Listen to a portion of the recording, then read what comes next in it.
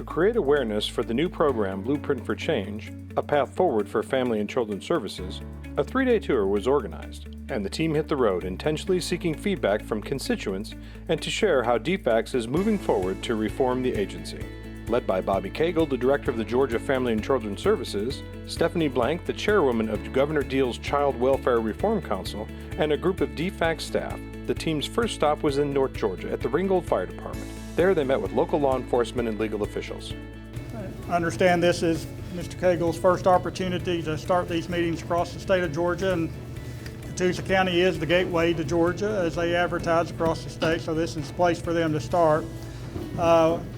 See, it's mostly law enforcement here. We have some DFCS folks here too. So let's welcome Bobby Cagle.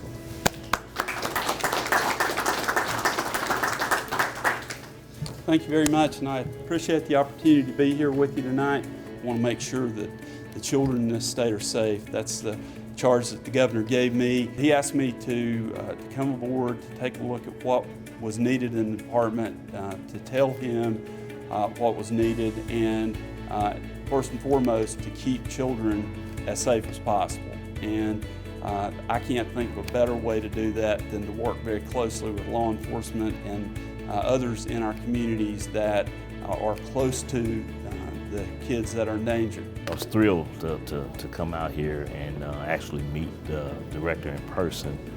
This opens a line of communication so that if we are having issues, we can always contact someone at a higher level to try to fix the problem.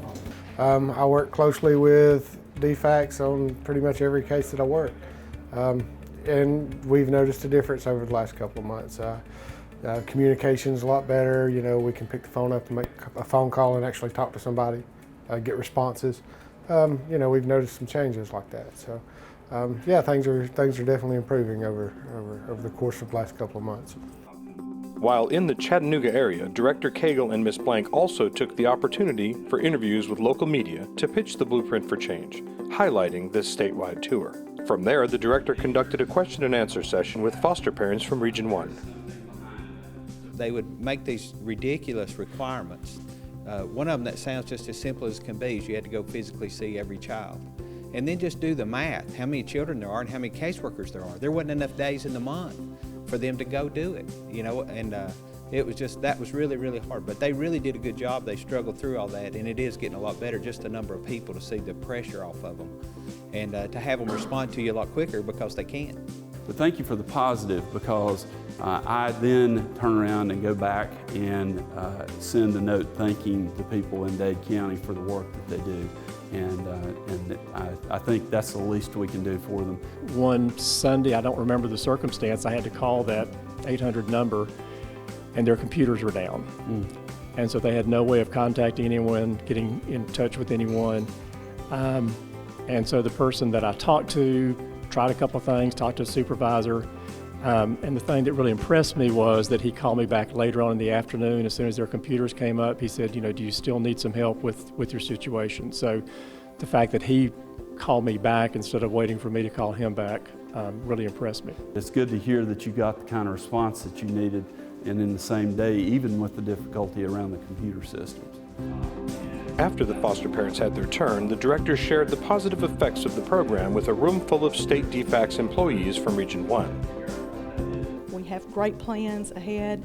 We hope to offer better support to our foster parents, retain our foster parents, and recruit more. So thank you for what you've done for us and the children. You're welcome. Thank you very much.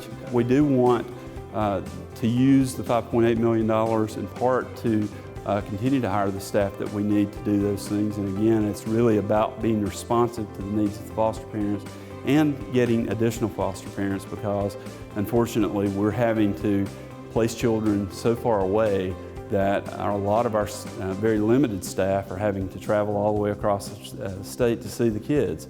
And so we're hoping to get more foster parents in every area of the state, but in particular in this region, Region 3 and Region 5, we have very significant needs in that area, and we'll be focusing a lot of resources on doing that. It sounds like you had a great mentor when you came in to work for DFCS as a case manager. Can you share one of the lessons that you learned from that mentor and how it's impacted your work today? She would frequently remind me that people will surprise you, and they will sometimes do things that surprise you in a good way, and that every family has a capacity to change. So thank you for reminding me of her. She's a special lady. A town hall meeting followed where Ms. Blank talked with residents about chairing the Governor's Child Welfare Reform Council and shared research regarding the impact of trauma and neglect in the brain development of a child. An attachment is when you learn that somebody loves you and you love them back. And it's the most fundamental, basic gift that we can give any child. Director Cagle then presented the Blueprint for Change, which is a 3-point plan that includes the adoption of a practice model to serve as the foundation to keep kids safe, increase staffing and expertise, and focus on constituent engagement to build consensus and collaboration among partners, staff, and stakeholders. The blueprint is designed around a specific model, and so the practice model that we will be implementing is called solution-based casework. Following the presentations, Pat Willis, the Executive Director of Voices for Georgia's Children, facilitated a question and answer session with the audience. Day 2 of the tour started with a morning gathering of faith-based residents at the Mount Perea Missionary Baptist Church, where Reverend Willie Miles welcomed the residents. Reverend Miles is the statewide coordinator for the Georgia Department of Human Services Ministerial and Faith Community Alliance. The Reverend opened the floor for Director Cagle. We are looking for assistance here today, for you to begin the conversation with us about coming together as an alliance within your community, within your region, to help us meet the needs of these families and children that have so many great needs. You know, when you look at the blueprint of change, you also see the practice model, which we are in great need of. Also, we are looking at constituent engagement, which this meeting is all about.